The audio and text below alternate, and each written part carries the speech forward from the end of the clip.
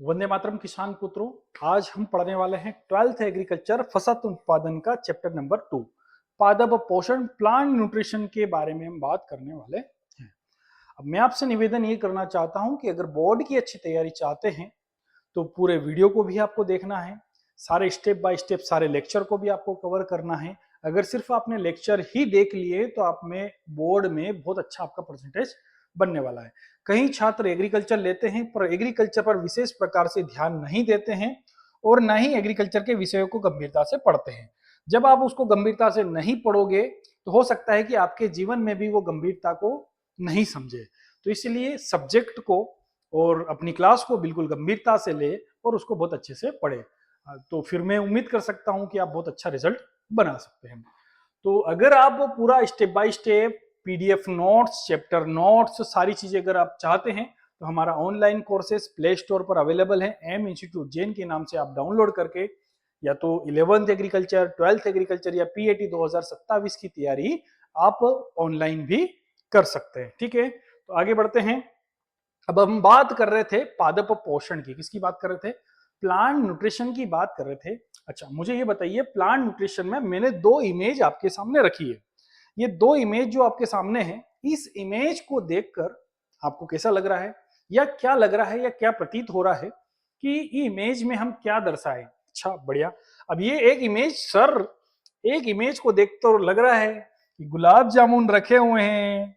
क्या रखे हुए हैं? आहा, मुंह में पानी आ रहा होगा भाई गुलाब जामुन देखकर, है ना। कचौड़ी भी रखी हुई है, रोटी भी रखी हुई है सर।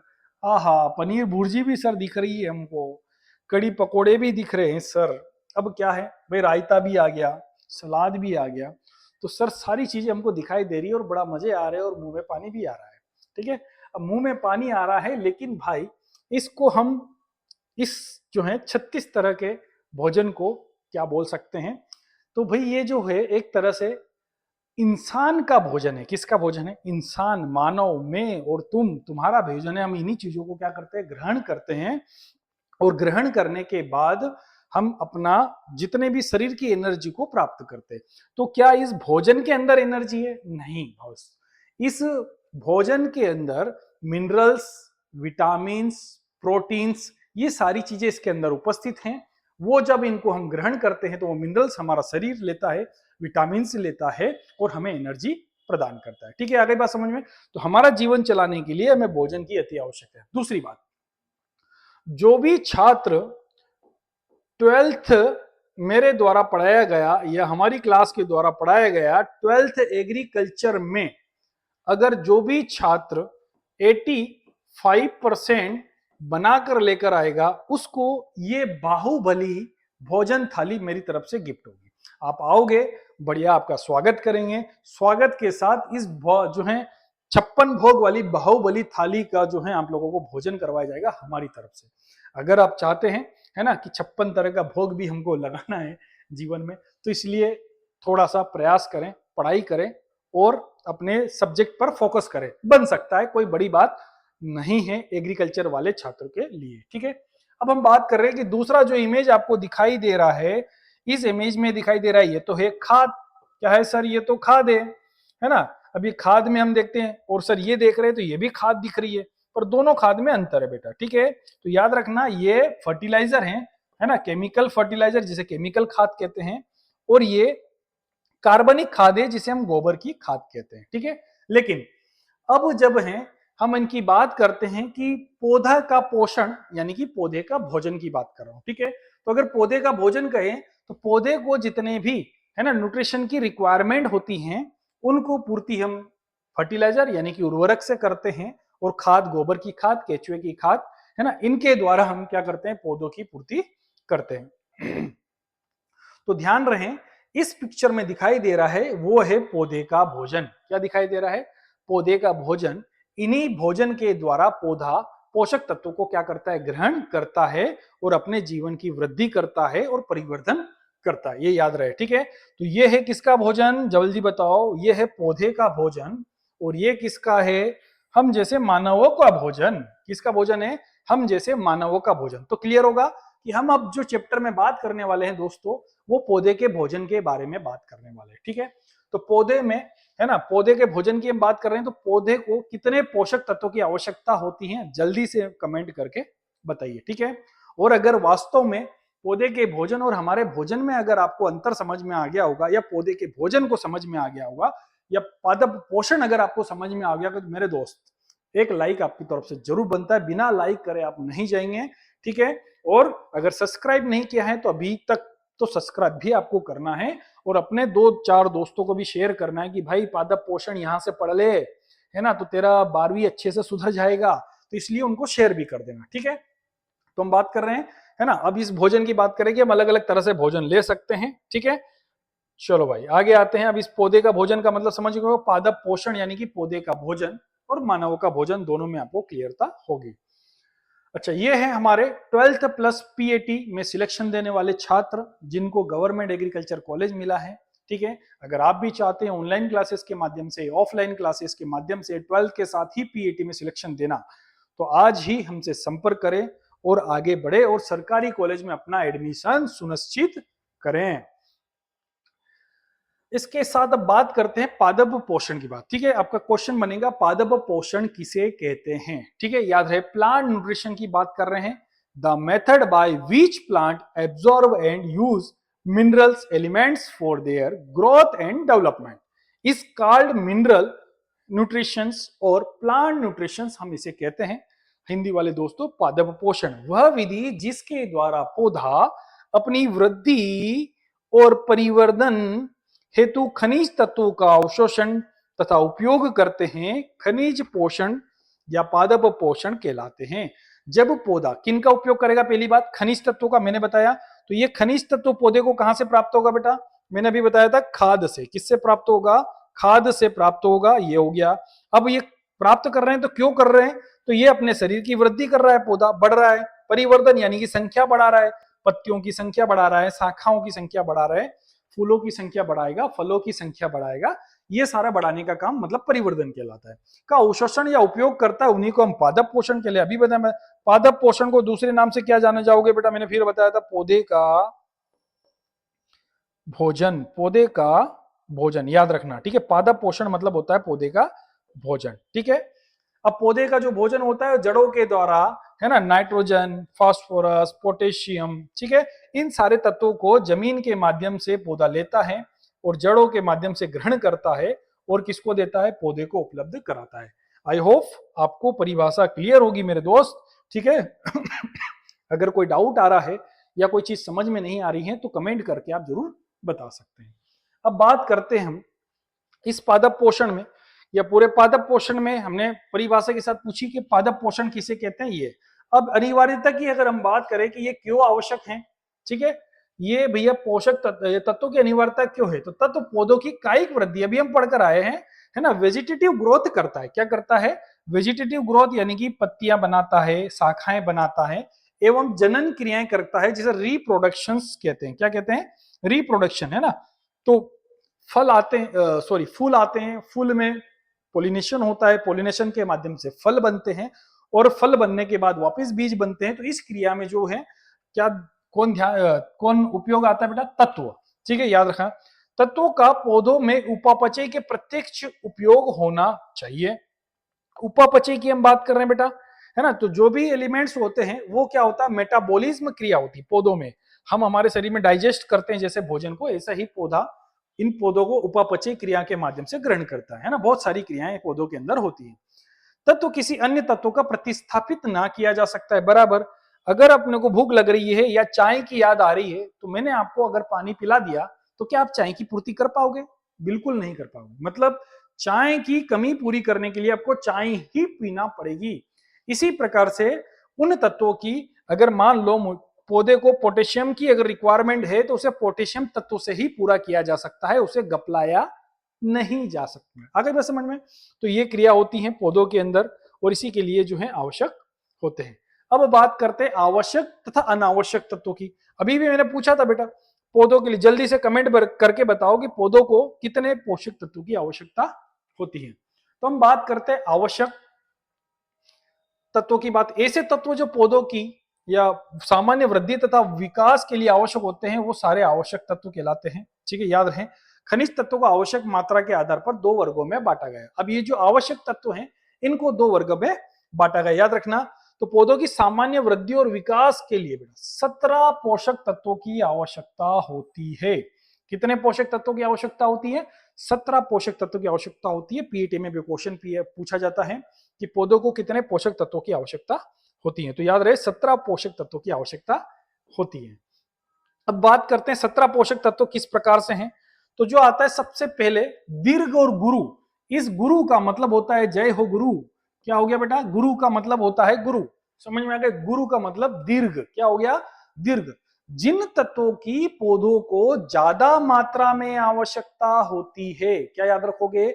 ज्यादा मात्रा में आवश्यकता होती है उसे दीर्घ तत्व कहते हैं या गुरु पोषक तत्व कहते हैं। तो आते हैं पहले कार्बन, हाइड्रोजन और ऑक्सीजन। कौन से 3 तत्व आते हैं?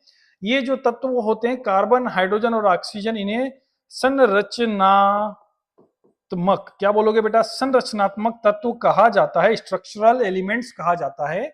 इनको पौधा लेता है वायुमंडल से। कहां से लेता है?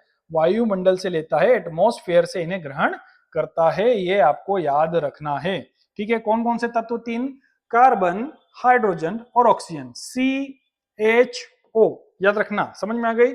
अगला आता है नाइट्रोजन, फास्फोरस और पोटेशियम। ये होते हैं प्राथमिक मुख्य पोषक तत्व। कौन से होते हैं?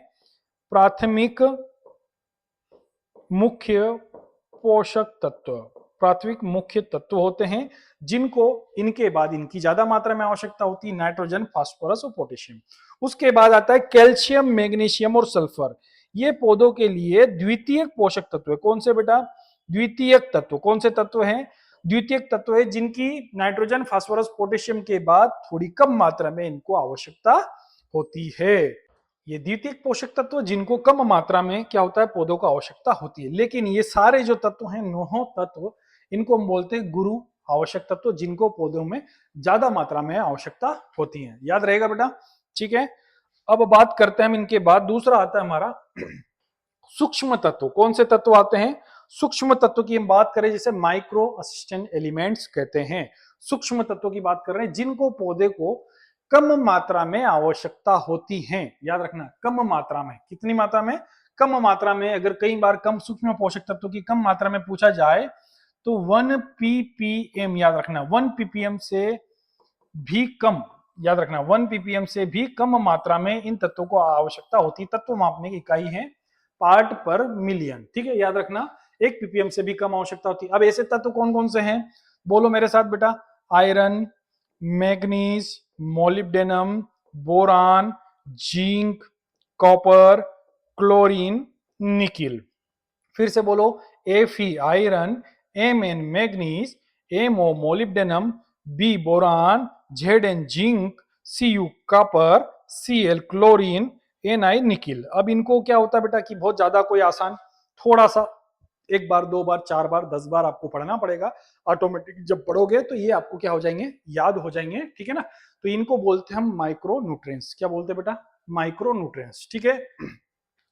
तो इनको याद करने के लिए सेम यही, ठीक है। Iron, manganese, molybdenum, boron, zinc, copper, chlorine, nickel. Sir हो गया, बस इतना 4-5 बार पढ़ोगे तो काम हो जाएगा। वीडियो देखने से चुपचाप देखो रहोगे, वीडियो देख रहे हैं, मोबाइल चला लिया है ना, इधर दोस्त बातचीत करे ही तो काम नहीं चलेगा दोस्त। समझ में आ गई ना? तो इससे काम नहीं चलेगा। आपको वीडियो जब देख रहे हैं तो आप प्रॉपर नोट्स भी बनाइए। सर ने क्या क्या चीजें एक्स्ट्रा बनाई है उसको नोट डालकर नोट डाउन भी करिए, है ना, कि नोट्स में हमें क्या क्या चीजें अच्छी लग रही वो भी बनाइए।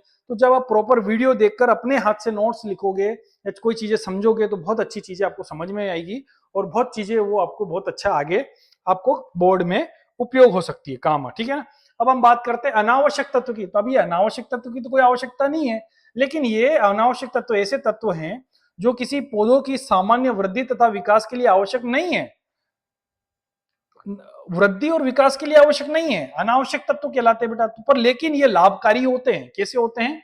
लाभकारी होते हैं, याद रखना, ठीक है ना। तो ये क्या होते हैं? अनावश्यक। आवश्यक में हमने बात कर ली, तो आवश्यक तो कितने तत्व हमारे पास? 17 ही तत्व हैं। लेकिन ये तत्व भी अगर पौधा ले लेता है थोड़ी बहुत मात्रा में तो ये नुकसान नहीं करता है, इसलिए हम इन्हें आवश्यक तत्वों में नहीं जोड़ते हैं, लेकिन लाभकारी तत्वों में जरूर इनको जोड़ते हैं। तो याद रखना बेटा, कोबाल्ट, सोडियम और वेनेडियम, ठीक है, पूछा जाता है, पीईटी में भी क्वेश्चन पूछा जाता है, पौधों के लिए लाभकारी तत्व कौन कौन से हैं, याद रहेगा, ठीक है ना। तो जो है कोबाल्ट, क्या क्या याद रखोगे, कोबाल्ट, सोडियम और वेनेडियम, ठीक है। अब हम बात करते हैं सेम यही क्लासिफिकेशन अभी मैं आपको बता के आया बेटा कि प्लांट न्यूट्रिशन का जो क्लासिफिकेशन होता है, ठीक है, वो इस तरह से होता है कि पौधे को 17 पोषक तत्वों की आवश्यकता होती है। कितने पोषक तत्वों की आवश्यकता होती है, 17 पोषक तत्वों की आवश्यकता होती है, जिसमें हमने पहले पढ़ा बेटा कि ठीक है, जिन्हें पौधा वायुमंडल से ग्रहण करता है, वायुमंडल में क्या पाई जाती है, हवा, क्या पाई जाती है, हवा और वाटर, है ना, जल, हवा और जल के माध्यम से जिन तत्वों को पौधा ग्रहण करता है उन्हें अखनिज भी कहा जाता है। क्या कहा जाता है, अखनिज तत्व भी कहा जाता है। क्या कहा जाता है, अखनिज तत्व भी कहा जाता है। कौन कौन से, कार्बन, हाइड्रोजन और ऑक्सीजन, याद रहना, ठीक है। दूसरा हम बात करते हैं जिसे मिनरल्स एलिमेंट्स कहते हैं। क्या कहते हैं, मिनरल्स एलिमेंट यानी कि खनिज तत्व, क्या कहते हैं इन्हें, खनिज तत्व की हम बात कर रहे हैं, खनिज तत्व। अब खनिज तत्व जो होते हैं पौधों के दो प्रकार से होते हैं, एक तो होता है मैक्रो, मैक्रो मतलब मुख्य या ज्यादा, जिनको पौधा ज्यादा मात्रा में ग्रहण करता है, माइक्रो जिसे हम बोल सकते हैं सूक्ष्म, क्या बोलते हैं, सूक्ष्म तत्व, जिनको पौधा ग्रहण करता है कम मात्रा में। तो मुख्य तत्व कौन कौन से हो गया, nitrogen N, phosphorus P, potassium K, ठीक है, नाइट्रोजन, फास्फोरस और पोटेशियम। साथ ही आता है सेकेंडरी, ये प्राइमरी हो गया यानी कि प्राथमिक, और ये हो गया सेकेंडरी यानी कि द्वितीयक। सेकेंडरी द्वितीयक में कैल्शियम, मैग्नीशियम और सल्फर, ये आपको याद रखना है, ठीक है। मुख्य पोषक तत्व में दो तत्व हैं, प्राइमरी और सेकेंडरी। अब आ गया लास्ट वाला माइक्रो, क्या होता है बेटा, माइक्रो सूक्ष्म पोषक तत्व, बोलो, zinc, copper, manganese, iron, boron, molybdenum, chlorine और निकिल की हम बात कर रहे हैं, तो ये हैं सूक्ष्म पोषक तत्व, ठीक है। तो ये आपको याद रखना है, पूछा जाता है कई बार क्लासिफिकेशन, 12वीं बोर्ड में भी आपसे ये पूछा जाएगा कि पोषक तत्वों का वर्गीकरण कीजिए, तो इस तरह से आपको पोषक तत्वों का वर्गीकरण पढ़ना है। अब मैं आपको एक चीज और बता देता हूं, समझा देता हूं कि भाई अभी जो वर्गीकरण आपने पढ़ा है उसका सरल रूप कैसे हो सकता है। दो क्लासिफिकेशन ऑफ प्लांट न्यूट्रिशन, है ना, पादप पोषण का वर्गीकरण, किसकी बात कर रहे हैं, पादप पोषण का वर्गीकरण। तो आइए हम समझते हैं, आप अपने दैनिक जीवन में भोजन का उपयोग करते हैं, बराबर करते हैं, ठीक है, दैनिक जीवन में भोजन का उपयोग करते हैं, लेकिन भोजन में सबसे ज्यादा मात्रा में क्या खाते हो, तो सबसे ज्यादा मात्रा में आप खाते हो बेटा रोटी, क्या खाते हो, रोटी खाते हो। तो रोटी ज्यादा मात्रा में खाई जाती है, बराबर, ठीक है। तो ज्यादा मात्रा में अगर आप रोटी खा रहे हो तो पौधा क्या खाएगा, ये याद रखना, एनपीके, क्या खाएगा, एनपीके खाएगा, क्या खाएगा, एनपीके खाएगा, ये याद रखना, ठीक है ना, पौधा क्या खाएगा, एनपीके, ठीक है। अब दूसरा, रोटी के अलावा बाहरी चीजें भी आप उपयोग करते हैं, बाहरी चीजें का मतलब पानी कभी रोटी में आता है क्या, नहीं आता है, ठीक है। तो पानी अगर रोटी में नहीं आता है तो इसे आप कहां से ग्रहण करते हो, भाई अलग से लेते हो, तो अलग का मतलब हो गया कि ये वायुमंडल से आता है। तो वायुमंडल से ग्रहण किए जाने वाले पौधों के तत्व कौन से थे, CHO, कौन से तत्व, CHO, कार्बन, हाइड्रोजन और ऑक्सीजन, ठीक है, जो कि पानी के रूप में उपयोग करते हैं, ये तो बाहरी हो गया, ठीक है। अब हम बात करते हैं कि रोटी के बाद सेकेंडरी ऑप्शन, रोटी के बाद आप थोड़ी कम मात्रा में क्या खाते हो, तो भाई सब्जी खाते हो, क्या खाते हो, सब्जी खाते हो। तो जो सब्जी खाते हैं यानी कि सब्जी कम मात्रा में खाएंगे तो पौधे भी वैसी की वैसी खाते हैं कैल्शियम, मैग्नीशियम, सल्फर, एनपीके से कम कैल्शियम, मैग्नीशियम, सल्फर को ग्रहण करते हैं। उसके बाद आती है बात, भैया कभी कभी, है ना, रोज 12 महीने तो नहीं मिलना है, घर में गुलाब जामुन कोई 12 महीने तो आपको नहीं मिलना है ना, तो हम गुलाब जामुन, चटनी या कुछ नया मीठा बन जाए, उस मीठा में हम क्या उपयोग करते हैं भैया, तो हम मीठा मिलता है या बनता है घर में तो कितना खाते हो, इतना, पहले तबाले तबाले भरे भरे के नहीं खाते हो, 2 4 5 पीस, 4 पीस, ज्यादा ज्यादा इतना ही मिलना, इससे ज्यादा नहीं मिलता, तो कम मात्रा में, कैसा मिलता है, कम मात्रा में, ठीक है। तो याद रखना कम मात्रा में मीठा मिलता है, या आपने किसी प्रकार की कोई चटनी या अचार का उपयोग करते हैं तो ये भी कैसा करते हो, कम मात्रा में, चुमू चुमू छोटी मात्रा में क्या करते हो बेटा, इसका उपयोग करते हो। तो छोटी मात्रा, कम मात्रा मतलब सूक्ष्म, तो सूक्ष्म में हम क्या पढ़ते आए बेटा, क्या पढ़कर आए हैं, जिंक है, बोरान है, मोलिब्डेनम है, आयरन है, ये सारे जो तत्व हैं वो क्या हो गए, सूक्ष्म तत्वों में आते हैं, ठीक है। आई होप आप लोगों को क्लियर होगा बेटा, है ना, लाइक करो, अगर समझ में आया है तो बराबर आपको लाइक करके ही जाना पड़ेगा मेरे दोस्त, ठीक है। तो ये हो गया हमारा वर्गीकरण, ठीक है। अब हम बात करते हैं वर्गीकरण के बाद खनिज एवं खनिज तत्व पढ़ चुके हैं, मैंने अभी बता दिया, खनिज तत्व वे आवश्यक तत्व को पौधे मृदा से प्राप्त करते हैं, कहाँ कहलाते हैं बेटा? खनिज तत्व कहलाते हैं, ये याद रखना। दूसरा होता है अखनिज तत्व, वे आवश्यक तत्व जिन्हें पौधे वायुमंडल या जल से प्राप्त करता है, क्या कहलाएगा? अखनिज तत्व वायुमंडल से प्राप्त कर रहा है, हवा और जल से, ठीक है, ये याद रखना है आपको, वायुमंडल से प्राप्त करता है। पौधों में खनिज तत्वों का महत्व, क्या महत्व है इन तत्वों का, क्या महत्व है? पादप शरीर के अवयव बराबर है ना, पादप शरीर के जो अवयव हैं वो सारे इसकी द्वारा पूर्ति होती है। परासरण दाब का नियन करना या नियमन करना भी इसी के दौरान होता है, ठीक है। ऑस्मोटिक की प्रेशर्स जो होता है पौधों में, है ना, जो हम बात करते हैं पौधों के पर्णरंध्र पाए जाते हैं, क्या पाए जाते हैं? पर्णरंध्र पाए जाते हैं, उनका खुलना बंद होना, ऑक्सीजन क्या करना, छोड़ना, कार्बन डाइऑक्साइड लेना, है ना, ये सारी चीजें। पीएच एवं बफर का प्रभाव, इनको भी कंट्रोल करने के लिए भी क्या किया जाता है बेटा? पोषक तत्वों का उपयोग किया जाता है। जैसे मैं बोल पा रहा हूं तो मेरे अंदर एनर्जी आ रही है, तो मैं भोजन करा हूं तो भोजन करने के बाद ही क्या होती है? ज्यादातर बोल पाते हो। जैसे जैसे बहुत ज्यादा भूख लगने लगती है तो आपकी एनर्जी क्या होती है? डाउन होती है, हाथ कम काम करेंगे, आंखें कम काम करेंगी, आप खुद अपने आप को सुस्त महसूस करोगे। तो सेम पौधा भी ऐसा करता है कि जब इनके अंदर पोषक तत्वों की कमी होगी तो ये भी अपने नियमन में जितने भी कार्य होते हैं उन सारे कार्य क्या हो जाते हैं? बदलाव हो जाते हैं। कोशिका कला की परगम्यता का नियमन, भैया कोशिका जिसे सेल मेम्ब्रेन है ना बढ़ाना, ये सारी चीजें कार्य पौधा करता था। विषाक्त प्रभाव, टॉक्सिक इफेक्ट, कई प्रकार के एंजाइम्स वगैरह जो बनाता है, ठीक है। संतुलनकारी प्रभाव, भाई बैलेंस बनाकर रखना, ठीक है। पौधे का अपना भी एक बैलेंस होता है, भाई मुझे खड़े रहने के लिए अपना बैलेंस बना के रखना, एनर्जी लेकर रखना है। उत्प्रेरक का प्रभाव, ठीक है, ये भी याद रखना, उत्प्रेरक का प्रभाव भी करते हैं। तो इस प्रकार से पौधे में ये सारे कार्य करने के लिए किसकी आवश्यकता होती है बेटा? खनिज तत्वों की आवश्यकता होती है, याद रखना, ठीक है। पौधा है ना फोटोसिंथेसिस कर रहा है, CO2 को ग्रहण कर रहा है ना, और तो ये सारी रेस्पिरेशन की क्रियाएं पौधों के अंदर हो रही हैं, है ना। ऑक्सीजन पौधा छोड़ रहा है, ठीक है। पौधों की जड़ों के माध्यम से फास्फोरस, नाइट्रोजन, मैग्नीज, मैग्नीशियम, है ना, ये सारे क्या कर रहा है? ग्रहण कर रहा है। तो ये आपको ध्यान में रखना है। चलो आगे बढ़ते हैं। तत्वों की अनिवार्यता। अब सर हमें यह बताइए कि ये कैसे पता लगाया गया कि पौधों को इन इन तत्वों की आवश्यकता ही है, या 17 ही तत्वों की आवश्यकता है, 18 तत्वों की आवश्यकता क्यों नहीं हुई? तो आओ यही मैं बताने वाला हूं कि इनकी निर्धारण कैसे करा, ठीक है, कि भाई 17 ही तत्वों की आवश्यकता है। तो पहला जो निर्धारण होता है उसे हम बोलते हैं सॉल्यूशन कल्चर। क्या बोलते हैं दोस्त? Solution culture. तो वैज्ञानिकों ने एक बीकर लिया, उस बीकर में न्यूट्रिश पानी जो भर दिया, उस बीकर में क्या भर दिया बेटा? पानी भर दिया। पानी के साथ है ना H2O छोड़ा, और दूसरा पानी जो होता है H2O, उसके बाद जो है न्यूट्रिशन सॉल्यूशन जो होता है उसको इस पानी के अंदर डाला गया। कुछ दिनों के बाद अगर देखा गया, 30 दिन 32 दिन के बाद देखा गया कि भाई पानी को जड़ों ने क्या कर लिया? अवशोषण कर लिया है, और पौधे में जड़ ने भी ग्रोथ कर ली है, और पौधों की पत्तियों ने भी अच्छी ग्रोथ कर ली है, ठीक है। तो ये डालकर देखा गया कि भाई सारे न्यूट्रिशन पौधे में बहुत अच्छे स्वस्थ हैं, पौधा स्वस्थ दिखाई दे रहा है, हरा है, जड़ें भी अच्छी ग्रोथ कर रही है। तो ये देखा न्यूट्रिशन डालकर, क्या डालकर देखा? न्यूट्रिशन डालकर देखा, ठीक है। एक बीकर में डाल दिए 17 न्यूट्रिशन, यानी कि बहुत अच्छा रिजल्ट आया। ऐसे ही एक बीकर में डाल दिया उनने 12 न्यूट्रिशन, तो भाई 12 न्यूट्रिशन में देखा कि पौधों की थोड़ी जड़ों में दिक्कत आ रही है, पत्तियों में दिक्कत आ रही है। तो ऐसे न्यूट्रिशन को बदल बदल कर उनने प्रयोग करा और पता लगाया कि यही न्यूट्रिशन पौधों के लिए आवश्यक होते हैं, जिसे हम बोलते हैं विलयन संवर्धन या सोल्यूशन कल्चर। याद रखना बेटा, ठीक है। तो ऐसे बदल बदल कर देखते, एक तो ये हो गया। दूसरा हो गया बालू संवर्धन, जिसे सैंड कल्चर। तो सर पानी में तो पहले से ही न्यूट्रिशन होते हैं, बहुत सारी चीजें होती हैं, अब चलो ठीक है। तो किसी वैज्ञानिक ने बोला कि नहीं पानी से नहीं हो सकता भाई, अब तो फिर बोलो क्या करें? तो हमने ली बालू। क्या ली? वैज्ञानिकों ने बोल दिया कि नहीं सर आपको क्या लेना है? तो भैया बालू लेना है। तो बालू में किसी प्रकार के कोई न्यूट्रिशन नहीं पाए जाते हैं, सॉइल में जरूर पाए जाते हैं पर मिट्टी में नहीं पाए जाते।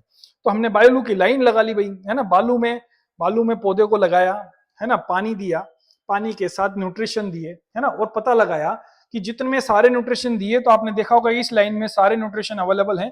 तो पौधे ने क्या करी बेटा? अच्छी ग्रोथ करी, अच्छा दिखाई दे रहा है, ठीक है ना। तो ये हो गया। फिर इस लाइन में थोड़ा सा कम न्यूट्रिशन दिया तो पौधे की ग्रोथ कम दिखाई दे रही है। तो इस प्रकार से बदल बदल कर पता लगाया गया कि पौधों को सिर्फ 17 ही पोषक तत्वों की आवश्यकता है, 18 तत्वों की आवश्यकता, 18वें तत्वों की आवश्यकता नहीं है, ठीक है। तो इसको हम बोलते हैं क्या बेटा? बालू संवर्धन, पोषक तत्वों का पता लगाने के लिए, ठीक है। इसी के साथ आज के लेक्चर का समाप्ति होती है। Thank you so much watching for video, ठीक है। अगर आप चैनल पर नए हो तो चैनल को सब्सक्राइब जरूर कर ले। ऑनलाइन क्लासेस अगर लेना चाहते हैं तो भाई जो है प्ले स्टोर से एप्लीकेशन डाउनलोड करते हैं। बहुत जल्द मिलते हैं अगले वीडियो में। वंदे मातरम।